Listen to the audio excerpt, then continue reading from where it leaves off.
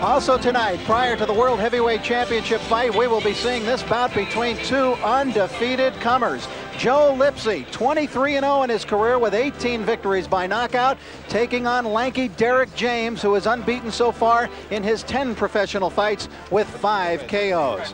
And also tonight, time permitting, we will see as much of the bout between Raul Marquez, an undefeated junior middleweight, facing the former world champion Jorge Vaca. But in the ring right now, getting ready for action, it is Joe Lipsey and Derrick James. These two fighters, 33 bouts between them and nary a defeat yet. Lipsey has been climbing up the ladder to the point where he is now ranked by all 3 of the sanctioning world organizations, the IBF, the WBC, and the WBA. His highest rating for Lipsey, that of the 4 position by the IBF. And there you see Joe Lipsey. His last fight on July 19th, a 3rd-round KO of Kenny Lopez. A victor over Tyrone Trice last year. Here's Michael Buffer now.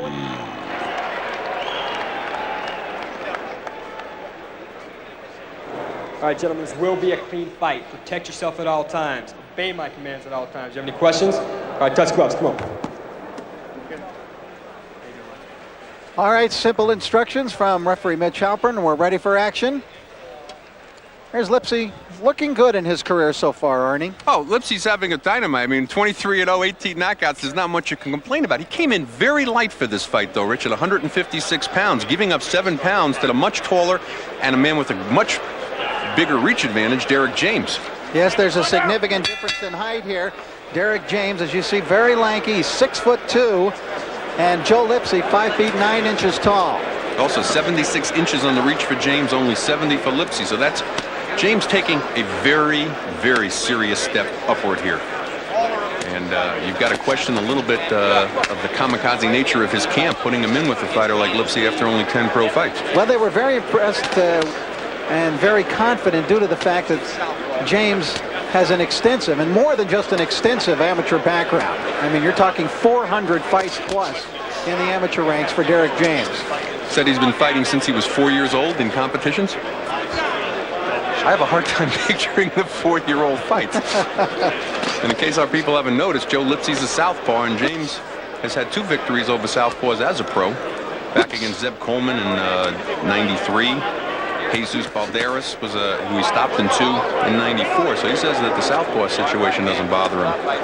Lipsey right now on the outside is going to have to figure out a way to get inside of that long reach and that fine jab of Derrick James. Coming forward, and Lipsey, who goes by the nickname of the Sledgehammer, less a brawler than he was earlier in his career. Becoming more of a thinking man's fighter, mixing combinations up. Well, I think also his track record is if you get Lipsey past 4 or 5 rounds, odds are he's going to go to distance like he did with Tyrone Trice and he did with Derek Roland, who had him in trouble in the middle rounds. The Trice victory, probably the biggest for Lipsey, because Trice, long-time ranked. Lipsey got caught with a left hook walking in there from James. Good left hook. There's a nice right hand by Lipsey, however, in retaliation. Lipsey, as you can see, has good leverage on his punches when he throws. He tries to put a lot of power in them. Just waiting to see how much James can establish his reach advantage if he can keep Lipsey off. I'm still very surprised by Lipsey coming in at 156 pounds. It's the lightest he's ever weighed for a fight as a pro, Richard. He's doing it. Lipsey, as I mentioned, ranked 4th in the IBF and reportedly set to fight the winner of Bernard Hopkins, Segundo Mercado, for the vacant IBF middleweight title, the title that was vacated by Roy Jones. Nice right hand by Derrick James, splitting the defense of Lipsey. There's that jab out. Again, Lipsey's going to have to adjust and figure things out here. Oh! Right hand, down goes Joe Lipsey. In a surprise, Derrick James, who is not known to be a big power hitter, puts Joe Lipsey down with a right. Timed that right hand lead perfectly. He was keeping Lipsey on the outside with that reach advantage, and let's see what kind of a finisher he is. Lipsey, remember, is 23-0. Going to keep you in good shape. Good right hand lead again, Lance.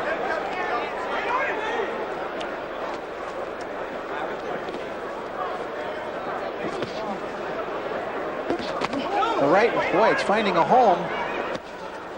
And you know what it is, Rich? It's not even that Lipsey's not keeping, it's not like he's keeping his left down. It's at the height. He's just able to come over the top. Lipsey, remember, 23-0, 18 KOs. Lipsey's got to start moving in a different direction. He keeps circling the same way. That was a nice slip, though, to get away from the right. It's a very big fight for Lipsey. He's on the verge of getting a world title shot. He's a serious kid. He's married. He's got a 3-year-old son. He attends college. Lipsey needs to move to his right rather than keep coming around on his left. He's moving only in one direction, and it's sort of like being on a merry-go-round for that right hand to Derrick James. He just waits for him to come around and then axes him. There's a pretty good left hand by Lipsey in a counter.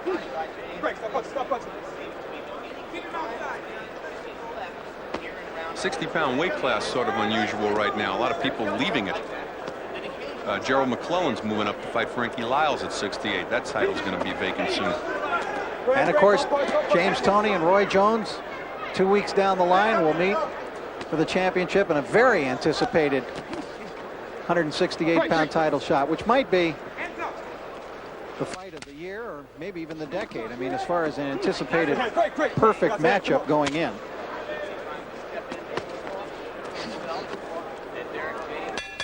Round 2 comes to an end here at the MGM Grand Garden. Professional experiences he has, and that is Joe Lipsey across the ring. We're in round number 3. This is scheduled for 10. James is unrated by the world rating organizations. However, he does hold a number 10 rating in the NABF. That's the North American Boxing Federation. Lipsey's starting to get a good sustained body attack going, which is what he's going to need against a fighter that's got the height advantage that James has over him. James never been 10. This is scheduled for such. Most he's been is 8 rounds 2 times. I think we should point out that Joe Lipsey was distracted, to say the least, during the course of his training by the fact that his brother was murdered 2 weeks ago. So comes here tonight with a heavy heart, but nonetheless is in the ring and fighting. And coming forward now and driving Derrick James into the ring ropes. Good uppercut by Lipsey. Similar situation as when Tommy Hearns' brother got arrested for murder the night before he went in to fight Sugar Ray Leonard the second time, but the fights go on. Let's go. Simply a push. No knockdown. Break, don't punch, don't punch. It seems to me now James is doing a little bit of head hunting. He's not doing the things that helped him win the first round. He's rushing the jab a little bit. He's coming in a little bit too quick with the right instead of timing Lipsey the way he was before. This is going to be where his inexperience might come into play, Rich. And Lipsey appears to be picking up a little steam here in round 3. Coming forward, now James wheeling him around. And Mitch Halpern wants to talk to the two about that wrestling. Let's go. Come on.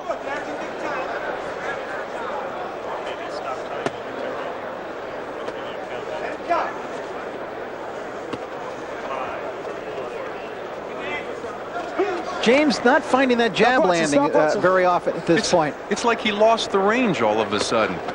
He's over anxious. I think he's thinking about throwing the right before he throws the left instead of letting the left land and then the right coming.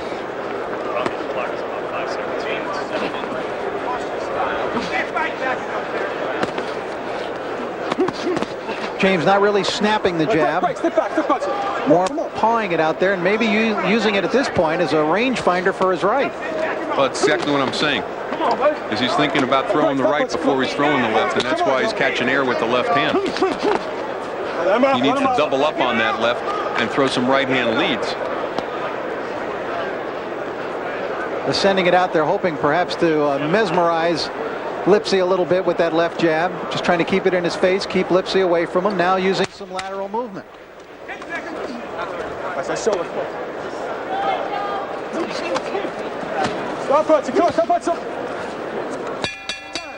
Bell ends round. Needs to throw that right hand lead. When Lipsey comes moving in to do a body attack, he's got to throw the right hand lead to keep Lipsey off. So Derrick James waking up in this round. There's the right hand again. Staggers Joe Lipsey.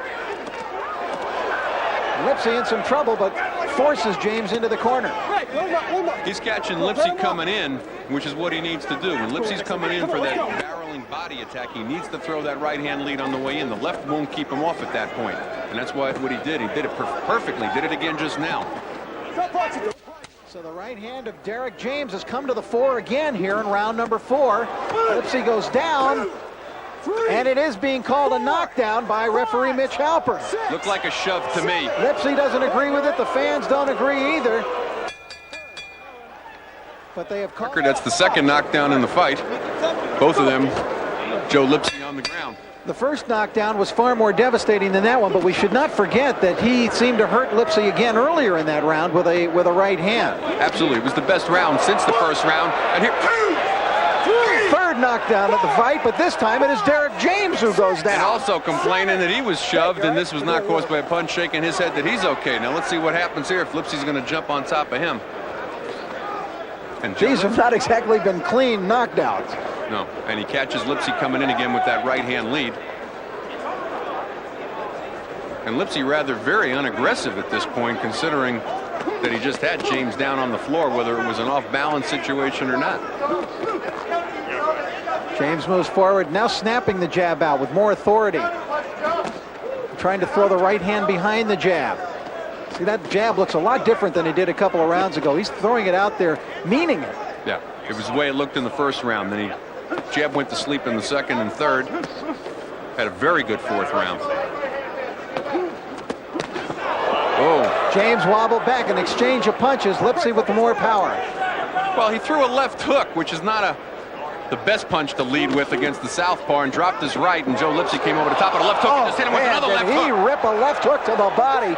James was up on the ropes. He got his hands up high, and now Mitch Halpern wants to talk to the two again. Derrick James is dropping his right hand when he throws that left hook, and Joe Lipsey's coming right over the top with his own left hook.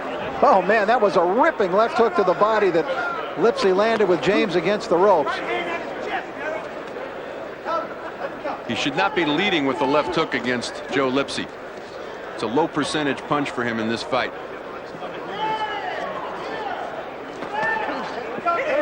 If he's going to throw the hook at all, Rich, it should be after he doubles up on this good jab that he has. No reason to throw a lead left hook. Right hand by James on the chest, and now thought I saw blood coming down the right side of the face of Joe Lipsey. We'll wait till he turns around. He just pawed at something over there. I haven't gotten a clear shot of him since I saw it. He turned around quickly. Yes, he is cut. It's on the right side of the face. So they'll have work in Joe Lipsey's corner to do. But there's a lot going on in this fight, and it looks to be a fairly bad cut. At least it's bleeding fairly profusely at this point. And it didn't seem to be caused by any sort of a headbutt.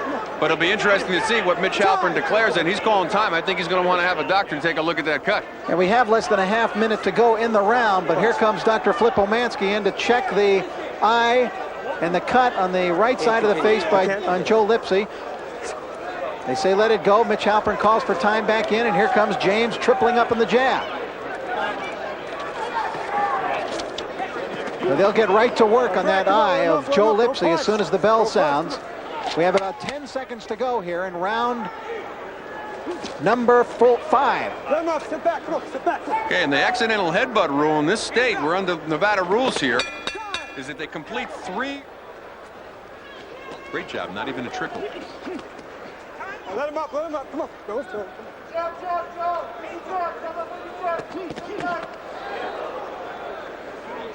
Well, this fight will prevent a very difficult judging dilemma for the 3 men at ringside because of those knockdown rounds. How are they going to score them? Well, like the last round, I gave it to Joe Lipsey, but I gave it to him by a 10-9 margin. The same way, in the fourth round, I gave Derrick James the round, but by 10-9. The first round, that was a clear knockdown. I gave it to James 10-8. Right now, James is getting sucked into Lipsey's fight, though, Rich. Where you think right now he'd want to stay on the outside and work that eye a little bit with the stiff jab. Right hand by Lipsey over the outstretched left of James. Just a slight trickle of blood now beginning out of the cut over the right eye of Joe Lipsey. Lipsey's starting to do a good job of slipping underneath the left jab of Derrick James. Because it's much. When Derrick James's jab is on and real stiff, Lipsey can't slip it. When he throws that slow, pawing left hand, Lipsey's able to go underneath and work the body of James. Rather quiet here in the MGM Garden right now. I think the fans saving their voices and lungs for what is yet to come. George Foreman and Michael Moore for the heavyweight championship of the world. It's going to be a very exciting situation. Good left hook to the body by James. Lipsey coming off the ropes fighting. James keeping his right hand much too low. Look where his hands are.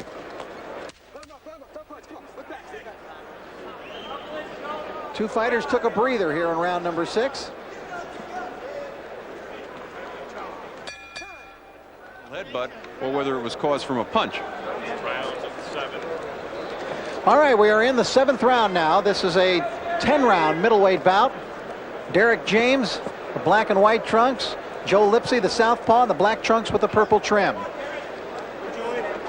Very close fight right now, and as you mentioned, very tough to call. I've got it even at the end of 6, 57-57. But a lot of those rounds could have gone either way. Some of them could have been 10-8s instead of 10-9s. And in case you've joined us late, neither man has tasted defeat in their professional careers. Lipsey 23-0, Derrick James 10-0. Lipsey right now ranked 4th in the IBF, 6th by the WBC, 9th by the WBA. Good job by Lipsey of keeping James in the corner, and he opens up now. Lipsey coming up with a left uppercut and going to work on James, who's in some difficulty. And James doesn't want to sit in that corner and try to slip punches. He wants to get out of there. That is not the fight he wants to fight. That's Lipsey's fight, sitting in that corner and trying to slip away from Lipsey's punches. And that was the best combination punching of the bout by Joe Lipsey so far tonight. Derrick James at 6'2" to Lipsey's 5'9", doesn't want to fight on the corner or on the ropes.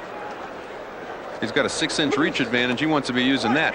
And I don't know. At this point, it appears to me, Arnie, as though Lipsey's trying to impose his will and what he wants to do now on Derrick James. Well, James also looks very fatigued. He's keeping his hands a lot lower. There's no snap on his jab.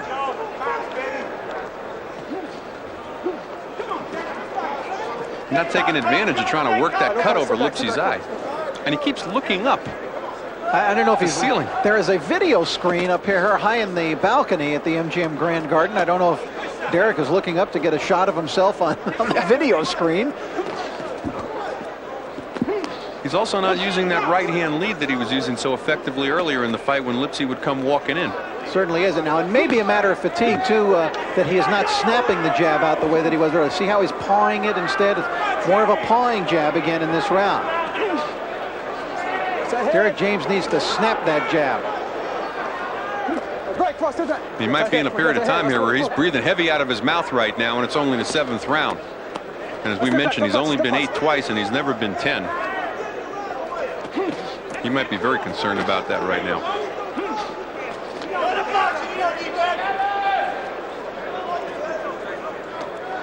He's not doubling up on the jab. Look at him. He's breathing very heavy through his mouth right now.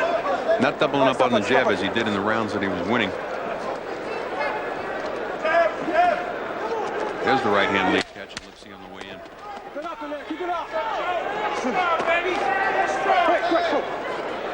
Mitch Halpern between the two to break them. Lipsey aggressive. She is. Good work by the cornerman of Lipsey. And it was funny. Derrick James told us in the pre-fight interview that he was looking forward to going 10 rounds. That he was comfortable with it and thought he'd have no problem. And right now he's looking very tired. Lipsey coming forward and again backing James into James' own corner. James not catching him with that right hand lead on the way in. That's what he needs to do. Worked very effectively for him in the middle rounds and also in the first. He's not going to hold Lipsey off with a sluggish jab when Lipsey's plowing in like that. He's got to throw that right hand lead on the way in. And it's getting real sloppy in there right now. A little bit of wrestling.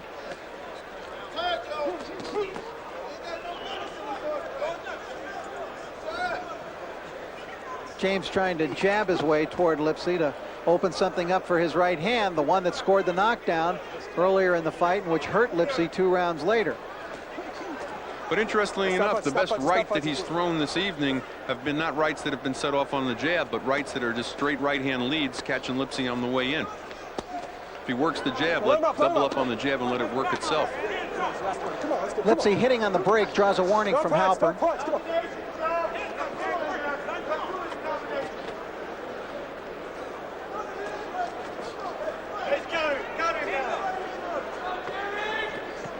I question how easy it is for Derrick James to make this weight also. They made the fight for 162, give or take. He came in at 163. At 6'2", it's a very tough weight to make. And again, Joe Lipsey came in the lightest of his career at 156 pounds. Could that be too light? Could he be at all overtrained? It might be that we're on both sides of the two extremes here, where Derrick James had trouble making 63, and that's why he's fatigued right now. And Joe Lipsey came in a little bit too light, and why he was getting muscled around at certain times by Derrick James. Lipsey beginning to rough up James, though, getting him against the ropes, getting him into corners. He's certainly the fresher fighter at this point. And I've got him ahead at the end of 7, 67, 66, quite unofficial. It's a very tough fight to call. And although Lipsey is outweighed by 7 pounds, he would appear to be the stronger of the two. And James is getting in some trouble here. James is backing off and does not have quite the verve he was showing earlier. And Lipsey coming in forward. Look at that left hook. James is sitting down. He may go down. He is down. Boy, has this been a fight of unusual knockdowns here. He slid. That has to be the slowest knockdown in the history of boxing. He slid rope to rope to rope. Half out of fatigue, half out of the punch, though. He's totally exhausted. James is just about finished. 9th round scheduled for 10. Judging from as tired as James was at the end of the last round, the 8th, he may have trouble getting the distance here, Arnie. Well, as we've said before, uncharted waters for him. He's only been 8 twice. Lipsey's been 10 3 times. Lipsey's clearly the fresher fighter at this point. I've got Lipsey ahead 77-74 at the end of 8, but again, strange fight to score. This fight started out with so much promise for James. He had Lipsey down in the first with a strong knockdown. He had Lipsey down again in the 4th with a flash knockdown. But it is James whose legs are giving way. And you would think it, again, in the first round, Derrick James' management was looking brilliant. But right now, you wonder why do you take a step like this after only 10 professional fights and throw him in with Joe Lipsey, who's ranked across the board in the top 10, looking at possible title fights at 160 pounds.